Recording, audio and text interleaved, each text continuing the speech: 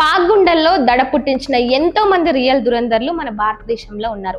అలాంటి రియల్ దురందరే రవీంద్ర కౌశిక్. ఈయన రాజస్థాన్లోని శ్రీ గంగానగర్లో జన్మించాడు. అయితే ఈయనకి 23 సంవత్సరాలు ఉన్నప్పుడే ఈయన రా ఏజెంట్గా పాకిస్తాన్కి వెళ్ళాడు. అక్కడే చదువుకొని అక్కడే ఒక అమ్మాయిని పెళ్లి చేసుకొని ఒక చిన్న ఉద్యోగిగా ఆర్మీలో తన జీవితాన్ని స్టార్ట్ చేసి ఒక మేజర్గా ఎదిగాడు. ఎంతో మంది ఇండియాకి సంబంధించిన ఆర్మీ వాళ్ళ ప్రాణాలు కోల్పోకుండా ఈయన ఇటు పాకిస్తాన్కి సంబంధించిన ఎన్నో సీక్రెట్ విషయాలన్నింటినీ కూడా మన ఇండియా రా ఏజెంట్స్కి పంపించాడు. అయితే ఇలాంటి ఒక రియల్ దురందర్ దాదాపుగా 16 సంవత్సరాల పాటు జైల్లోనే ఉన్నాడు. ఎలాంటి ముప్పు తిప్పలు పెట్టి ఆయన ఎంత చిత్రహింసలు పెట్టినా కూడా ఆయన మాత్రం ఒక్క మాట కూడా ఇండియాకి సంబంధించి చెప్పలేదు.